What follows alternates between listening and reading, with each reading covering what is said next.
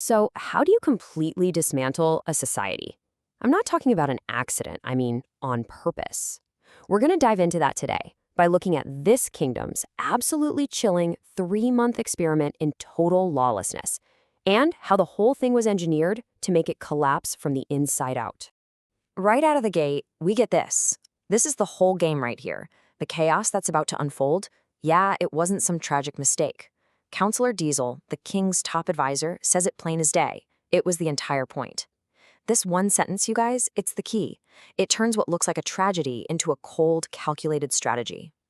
Okay, so the moment the laws are suspended, you see the first cracks. The public square just erupts. But not with celebration, with rage. We have Guard Rev, a guy who lives by the rules, and he immediately goes to Counselor Diesel as people start chucking rotten food right at the guy who just announced their so-called freedom. And Diesel's reaction here tells you everything you need to know.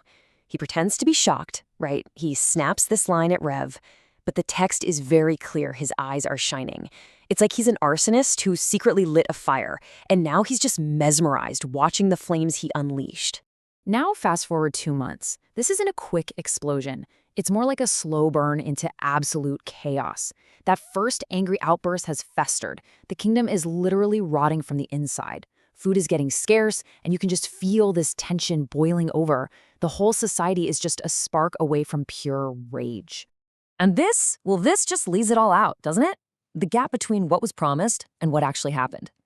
Diesel sold this whole experiment with these buzzwords, diversity, equity, and inclusion.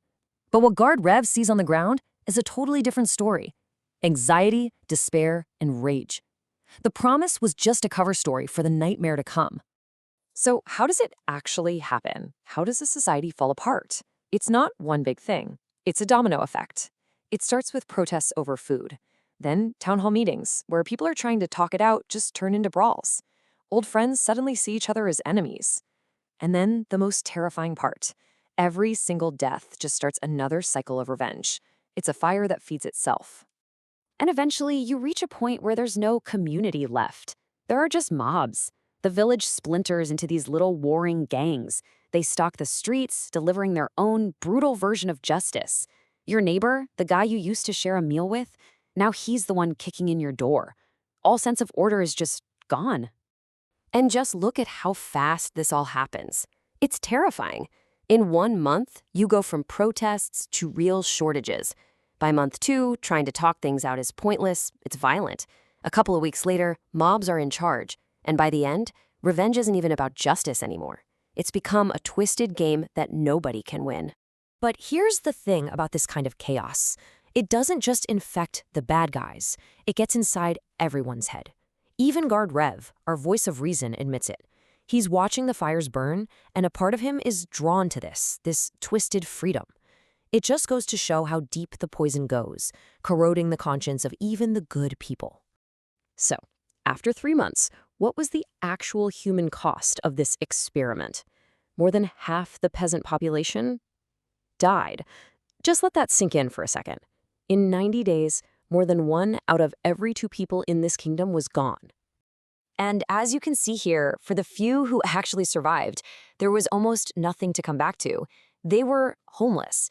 2/3 of all their homes were just destroyed, burned to the ground.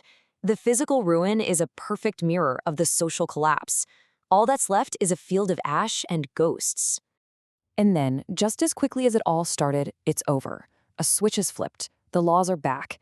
And this is where phase 2 of Diesel's plan kicks in. He gets back up on that podium, facing these hollow-eyed survivors. And it's crystal clear this isn't about going back to normal. It's about installing something new. And here it is, the masterstroke of manipulation. Does Diesel take any responsibility? Nope. Does he apologize? Of course not. He flips the entire script. He tells the victims that the king, the state, is disgusted with them. He basically burned their house down and is now blaming them for smelling like smoke. The new rules he brings in aren't about justice. They're about control. It's a new kind of prison. See, the lawlessness created a power vacuum, and now Diesel is rushing to fill it with something way more oppressive than the old system ever was.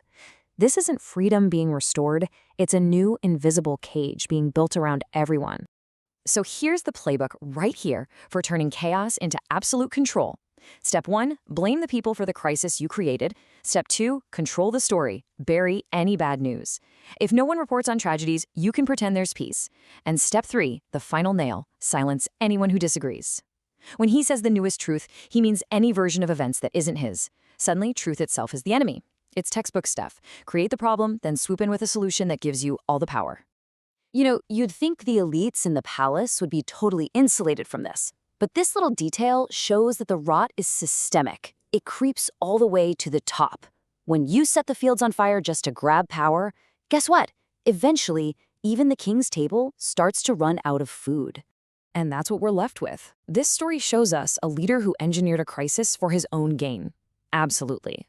But it also shows us a population that fell into mob rule and revenge. It really makes you wonder, where's the real danger? Is it the tyrant who lights the match? Or is it something in all of us that's just waiting for a chance to watch it all burn? And maybe that's the scariest question of all.